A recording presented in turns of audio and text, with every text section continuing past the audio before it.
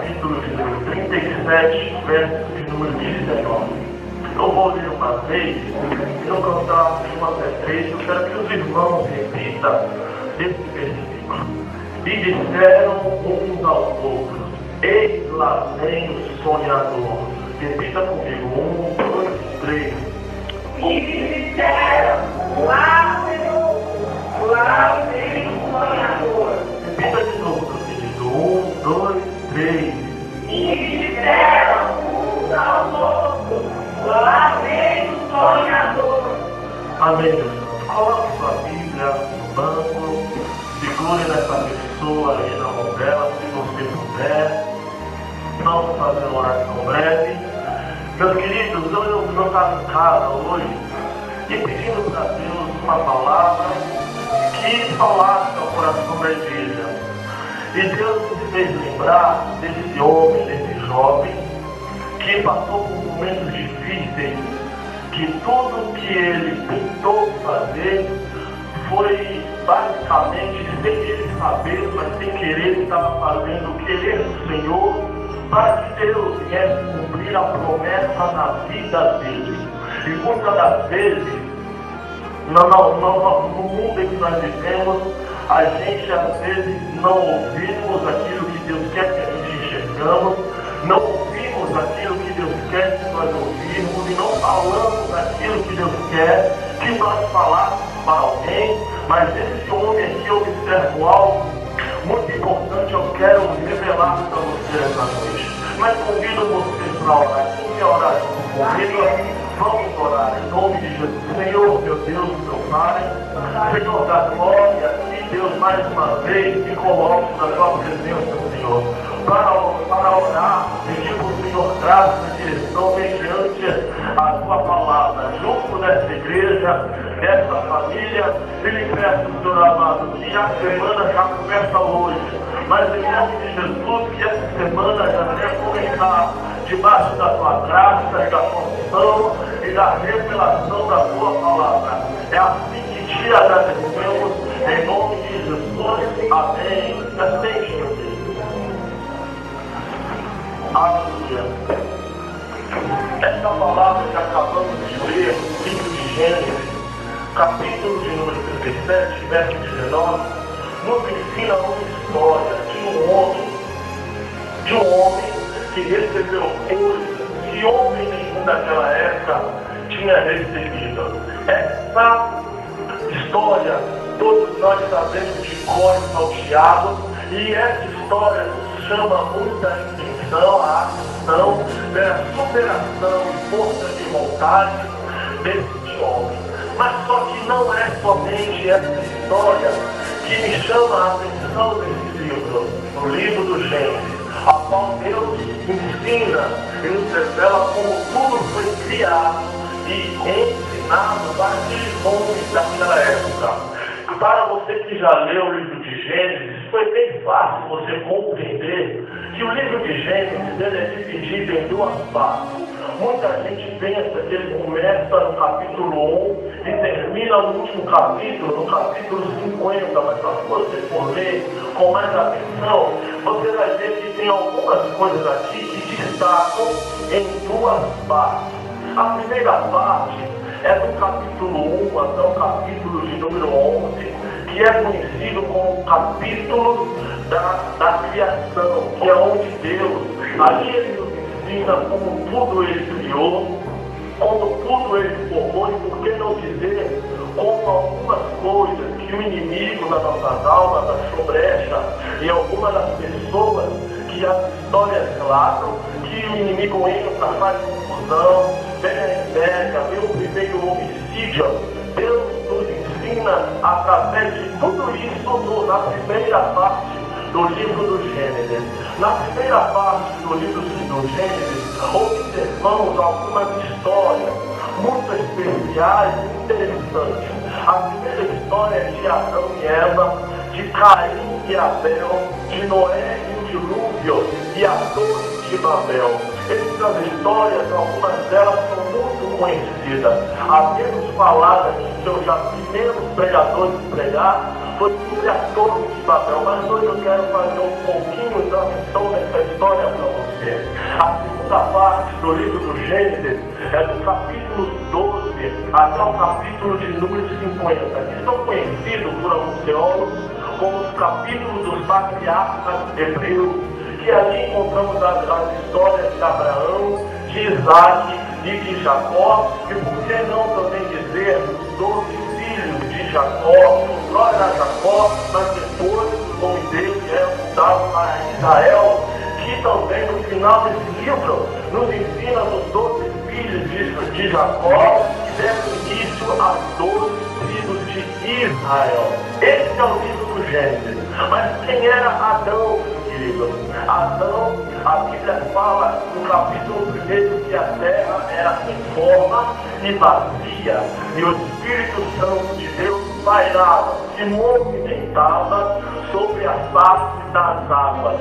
Deus então olha para a terra, ela sem forma e vazia, e observa que a terra tinha um aproveito, e resolve fazer ali a sua obra. Deus pega então e separa as águas do firmamento, e para cada coisa que ele vai fazer, ele usa uma matéria-prima.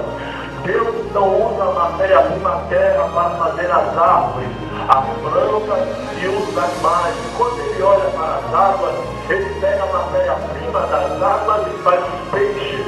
Quando ele olha para os céus, ele pega os gases, a matéria-prima do céu e faz a lua, o sol e as estrelas. Quando Deus termina de criar tudo isso, a Bíblia diz que ele olha e vê que alguma coisa ainda faltava. Quando Deus olha e vê que tudo estava no seu devido lugar, como assim foi o querer dele, a partir da sua voz que foi criada, Deus olha e percebe que precisaria de alguém para lavrar a terra, cuidar dos animais e dominar sobre a terra e sobre as águas.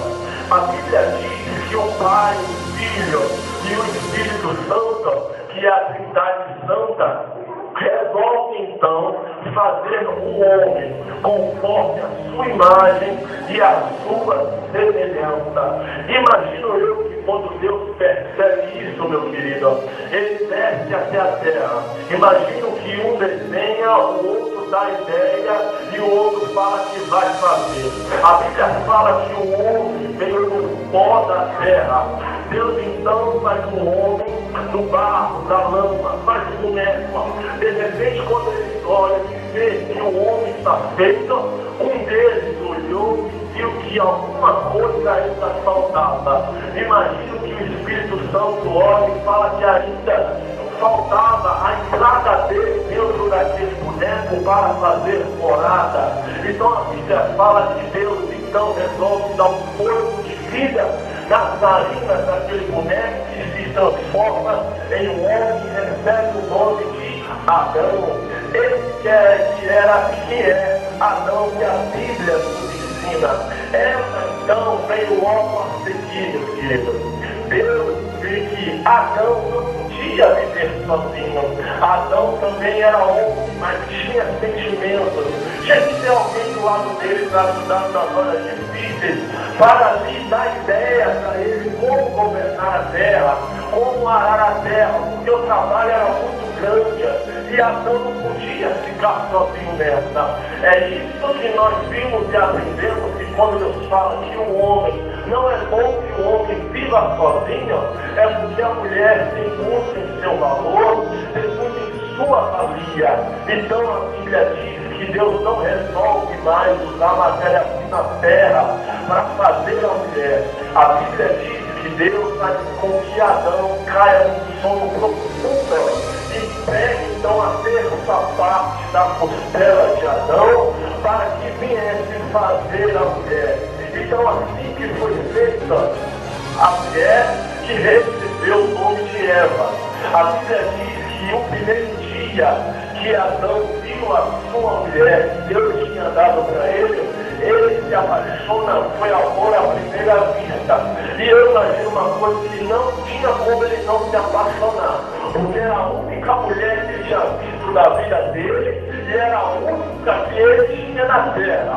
A Bíblia fala que Adão, então olha para a mulher e fala dessas seguintes palavras: essa, porém, se chamará varoa, porque do varão foi tomada. Aleluia! A Bíblia diz logo a seguir, meus queridos, que vieram depois desse casamento, o primeiro casamento na história, vieram junto com ele Caim e Abel, os filhos que Deus concede a Adão e a Eva. Caim, por sua vez, tinha a sua profissão, ele era lavrador da terra. Ele ajudava o seu pai e sua mãe para colher os frutos que a terra produzia. Depois que ele arava, plantava uma semente e Deus dava a colheita. Essa era a missão de Caim.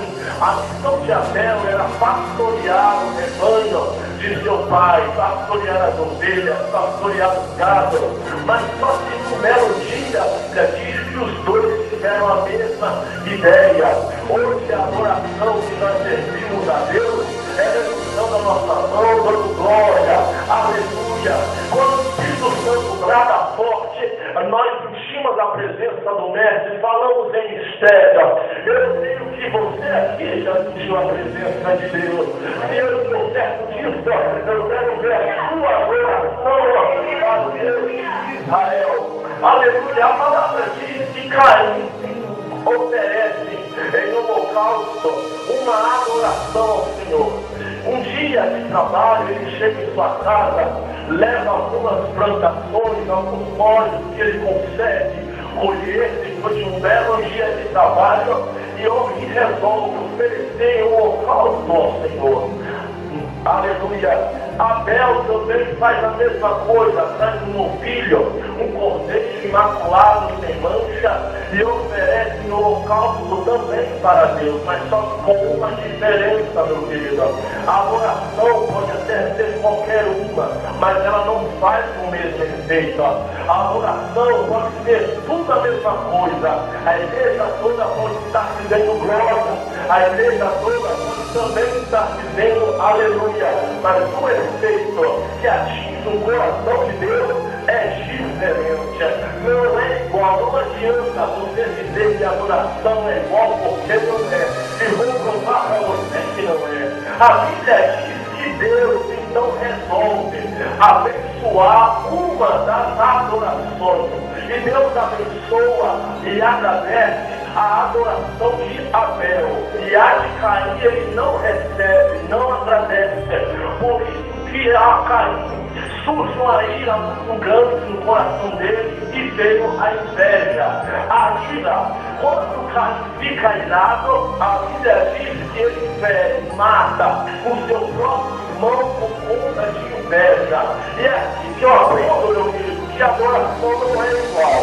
A adoração causa o mesmo impacto no coração de Deus. A adoração não tem o mesmo sentido quando eu ouvido pelo ouvido de Deus. Sabe por quê? Porque o meu Deus, o seu Deus, ele conhece o oculto e o escondido. Ele é onisciente, onipresente e onipotente. Sabe por que ele abençoou a adoração de Abel, meu querido? Porque Deus via a sua responsabilidade que ele tinha primeiro na sua casa e depois que ele tinha com Deus que ele nunca viu na vida. Ele só tinha ouvido falar pelo seu pai.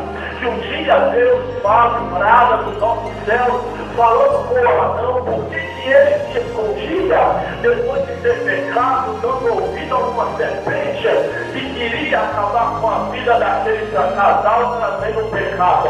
Mas só que Deus abençoou. Deus ouviu a adoração de Abel. Por isso que surgiu o primeiro homicídio na terra, meu querido. A Bíblia depois nos ensina, falando ainda no livro de Gênesis, na primeira parte da Bíblia, do livro de Gênesis, da história de Noé e o dilúvio. Essa história é muito conhecida, principalmente pelas crianças, que quando vê aqueles filmes, aquelas Bíblias ilustradas com os desenhos, chama muita atenção. E nós adultos também devemos prezar a essa mensagem, porque Noé foi o único homem que Deus olhou do céu e viu nele algo diferente. Entrega uma responsabilidade na mão dele. Um dia Deus resolve falar com Adão, mas com Noé, mas fala de uma forma diferente. Fala já dando uma ordem, dando uma missão para esse homem. Deus fala para Noé: Noé, preciso de você para uma grande obra. Imagino que Noé olha, escuta aquela voz e reconhece que era Deus e fala: eis-me aqui, Senhor. Deus então passa para ele a engenharia que ele tinha que fazer, que era construir uma grande arca.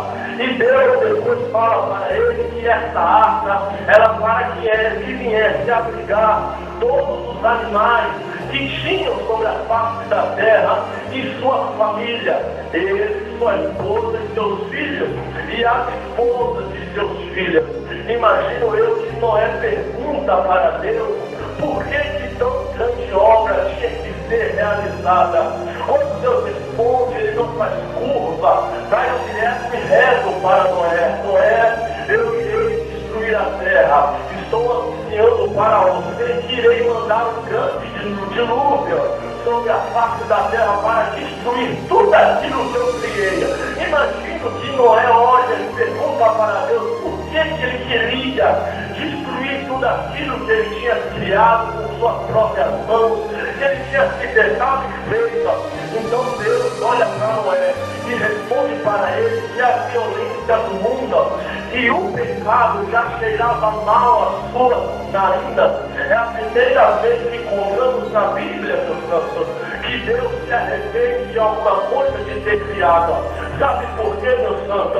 Um certo homem na Bíblia, ele diz que não devemos entristecer o Espírito Santo. Sabe por que ele disse isso, meu querido? Se Deus não comer fruto em você, ele pode fazer a mesma coisa que fez na época de Noé. Ele não irá pensar duas vezes para destruir, porque toda árvore que não é dada fruto é cortada e lançada fora. Mas creio que aqui nessa noite eu estou em uma igreja onde existe membros que não frutam ao Senhor, que não se cercam ao Espírito Santo. Meu querido, se eu estou certo disso, dê glória a Deus, mostrando a Ele a sua gratidão. Aleluia! A seguida, a Bíblia diz uma história. O nome da Torre de Babel. O que era a Torre de Babel? A Torre de Babel foi uma cidade que foi edificada. E os moradores que iriam edificar essa cidade tiveram uma ideia que não foi muito boa. Um olhou para o outro e disse: olha, vamos fazer uma edificação diferente. Vamos pegar várias pedras, construir uma torre. O objetivo da torre é tocar até o céu, invadir o céu. Mas só que a Bíblia diz que Deus não se agrada dessa engenharia dele. Deus não se agrada dessa façanha que era de fazer uma torre tão alta, mas tão alta que alcançasse o céu. Deus então, para não matar outra vez aquela nação, ele resolve mudar as línguas daquela cidade, daquele povo. Tanto foi que um não conseguiu mais entender aquilo que o outro estava falando. Aqui mesmo que aprendemos a origem, de onde que saiu o grego, de onde que saiu o latim e também de onde que saiu o hebraico. Deus confunde a língua daquela nação. Sabe o que isso eu meu querido? Que aqui esses homens, eles queriam entrar no céu de qualquer maneira, entrar no céu na base da carne, mas lá ninguém entra na carne, meu querido. A Bíblia diz que lá nós vamos entrar em espírito, com o corpo transformado, com o corpo que nunca foi visto, que nem você imaginamos. Aleluia! Agora ele deixa um alerta, meu santo. Se você quiser ficar na carne, aproveita para ficar aqui na terra, porque lá no céu ninguém entra na carne. Então ele convida a entrar no Espírito nesse culto de hoje. Ele convida a adorar o Senhor com toda a sua alma, porque de uma coisa eu sei, todos nós temos luta, todos nós temos prova. Isso não é novidade de perguntar para um cristão. E eu também não quero, não vejo, só ver a sua luta, saber a sua aflição, mas uma coisa eu sei, meu filho, que o Deus, o único Deus, que pode solucionar o seu problema, que pode entrar lá dentro da sua casa, lá dentro do seu lar, consertar tudo que o diabo abusou, ele está aqui nessa hora. Aleluia! Isso é a primeira parte do capítulo, ou seja, no livro do Gênesis. E outra coisa que eu me impressiona, o livro do Gênesis, sabe qual que é? Que ele começa com aquela frase, que a terra era sem forma, a terra era vazia, ninguém dava nada pela terra, mas Deus foi lá, mudou, transformou e fez a terra ter algum valor. Isso que eu me impressiona, mas no final do livro do Gênesis, ele não termina com aquela frase que era vazia, que era sem forma, não, meu santo. O livro do Gênesis termina com promessa cumprida na vida do homem. O livro do Gênesis termina com vitória garantida, com promessa, com realizações, com proeza. Pessoal, o que eu quero dizer com isso? Vou te explicar. Estamos no final do ano de 2012. Estamos a ponto de irmos para o ano de 2013.